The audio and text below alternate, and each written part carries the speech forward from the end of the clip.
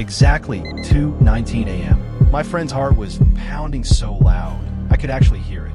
I kept shaking him, screaming, "What happened? Say something." But he was completely catatonic.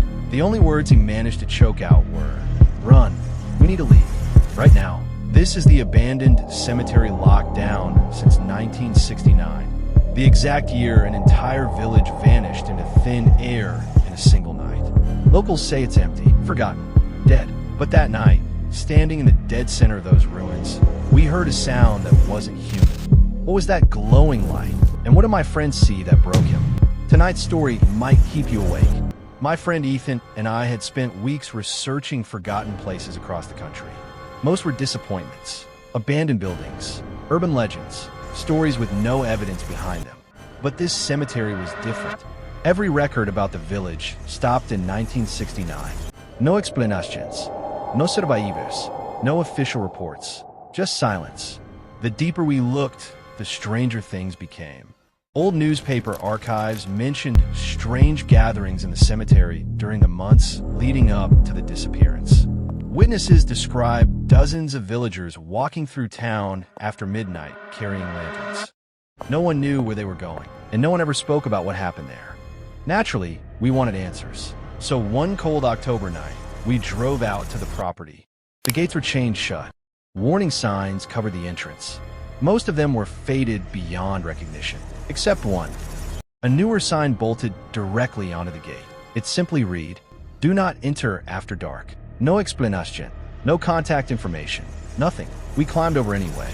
At first, everything felt normal. The cemetery was overgrown and silent.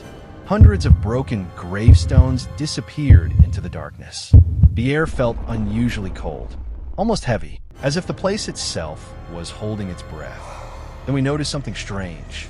There were no animals, no insects, no birds, nothing, just complete silence. About 20 minutes later, we found it. A clearing hidden behind a cluster of dead trees. In the center was a massive circle burned into the ground. Symbols had been carved into the stone surrounding it. Some looked ancient. Others appeared much newer, as if someone had been maintaining the site. Recently, that's when we saw the candles. Fresh candles, dozens of them, every single one unlit. Every single one untouched by weather. Someone had been there recently, and then we heard it. A low humming sound. Not from one direction, from everywhere. The sound slowly grew louder. Ethan froze. I thought he was joking. Then I saw his face. All the color had drained from it. He wasn't looking at me. He was staring into the darkness behind me. I turned around. At first I saw nothing. Then a light appeared. A small orange glow moving between the gravestones. It looked like someone carrying a lantern, but it moved strangely, too smoothly, almost floating. The humming grew louder. The light moved closer. And that's when we realized something impossible.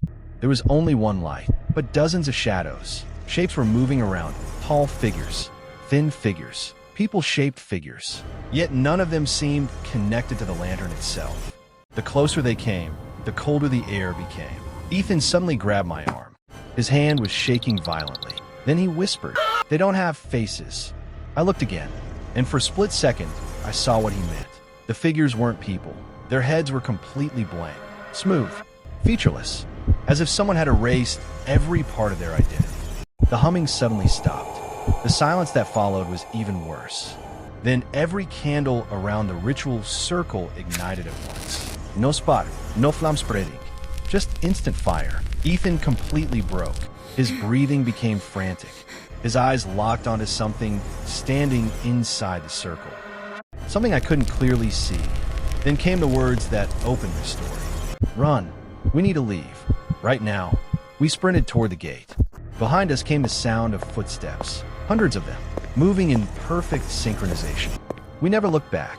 The moment we crossed the cemetery boundary, the footsteps stopped. Completely. We got in the truck and drove away. Neither of us spoke for nearly an hour.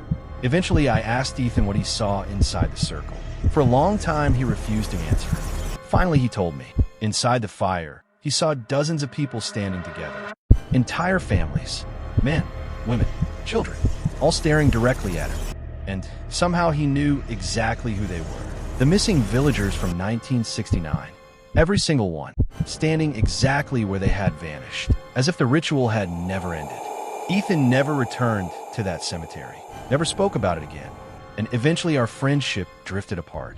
Years later, I discovered one final detail hidden inside an archived police report. The night the village disappeared, a resident placed a desperate call to 911. The dispatcher answered. The caller was screaming, crying, begging for help. Help me. Then witnesses reported hearing hundreds of voices speaking at the same time. The line never disconnected, but nobody ever spoke again. The archived recording still exists, and according to the report, the call remained connected for hours after the village disappeared. If you think you know what happened in that cemetery, tell me in the comments. Because after everything Ethan saw, I still can't explain that phone call.